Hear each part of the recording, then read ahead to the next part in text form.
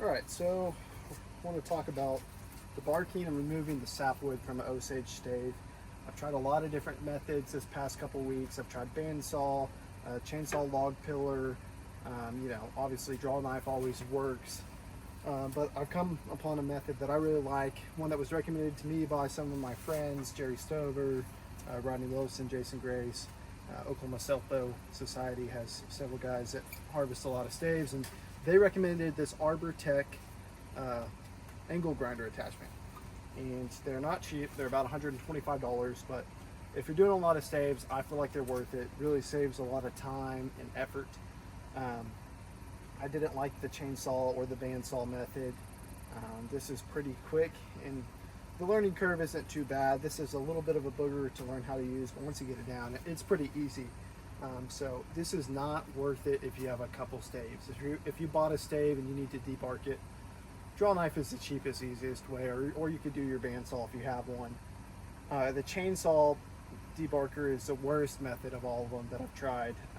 So anyways, these have bugs in them. I've sealed the ends after I split them, and I was hoping they wouldn't get bugs in them, but they've got the beetles, the borer beetles, and they can ruin some wood.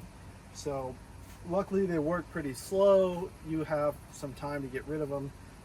I caught them. I just started seeing sawdust on the back of these staves, and that's what they're expelling from what they're eating. And so if you start seeing sawdust around your staves, you probably have something going on inside them. So anyways, I've already done a few staves, and I'm able to get them. They're all still in the top of the sapwood, thankfully. But something I would recommend if you do feel like you might have some bugs, respirator is always a good idea when you're working wood, period. But especially when those bugs are in there, because it's just a powdery mess under there. It's like flour going everywhere. And then I have a face shield with a helmet. You can get these for like 25 bucks on Amazon. I really like this. It doesn't fog up and stuff like glasses when you're dealing with the respirator. So anyways, what I'll do, I use the draw knife to get the bark off. It's the quickest way to get the bark off. It comes off pretty easy. Then all the sapwood I'll get off with the Arbor Tech. And then my final step, this is something I kind of threw in there, my own twist on it. I feel like it helps the finished product. This is a flat disc sander. These are really cheap. You can pick them up for like $2 or $3 at Harbor Freight. And after I've got most of the sapwood removed with the Arbor Tech, the turbo plane, I go and hit it with this. And what that does is it kind of knocks some of your gouges, levels them out a little bit. And with this, I want to just get just past the sapwood. A little bit of sapwood left on there is okay as long as you're getting beneath your beetles. And then I will come up and finish chasing the rest of that stuff off there with this. That way it's less aggressive. I don't want to go down multiple growth rings, because you have to, when you go to chase your back for your bow, you have to go down to the deepest growth ring and probably past one to be safe that you dig down with this. So if I go down 4 growth rings with this, I've got to remove 4 growth rings when I go to lay out my bow. So I'm trying to stay right as I get to that first layer of heartwood. I'm trying to stay in that first layer, and then I will come back and touch everything up with this. And if there's a little bit of sapwood left, check it, make sure there's no bug holes or anything in it, but I wouldn't go fighting, gouging into it like this with the tool, trying to get all that sapwood out, because then you could be damaging, other growth rings on the other areas. So anyways, this is a pretty quick method. I'll get this knocked out in probably 5 to 10 minutes and then seal it. So this soft little squishy white worm can eat through that dense hard Osage like it's nothing. Man, I hate these things. Make my life tough. So anyways, let's knock all this stuff off the bark. You can see all that powder coming off that they've been running through. It's like sawdust.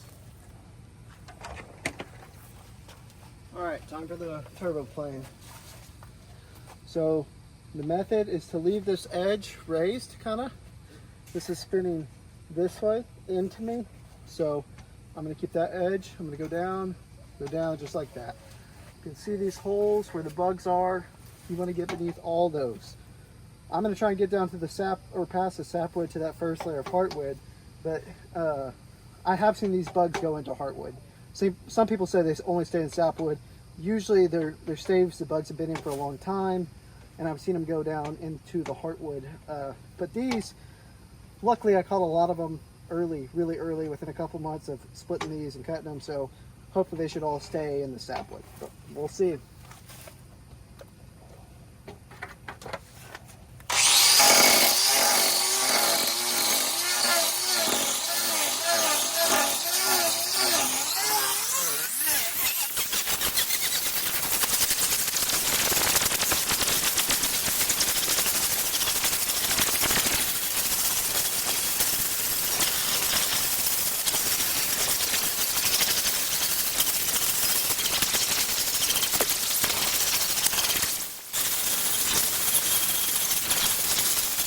All right, this is for the people that say they just live in the sapwood. I mean, I don't know how deep that hole is, but there was one in there, and that's pretty stinking far into the heartwood. So I'm gonna go ahead now and just take the arbor tech and go down to where this guy dug down to, and then I'll pull back a few layers from there, so I know when I start to work on this stave to make a bow out of it, that I've got to go down at least that far to chase my ring, or leave this completely off the bow layout. It's off to the side enough, it's probably fine, but it's burrowing back towards the center. So I'd either have to lay my bow out to a different side of it, or I'm gonna have to chase beneath it. So either way, I'm gonna dig down on this side so I don't miss that later. But so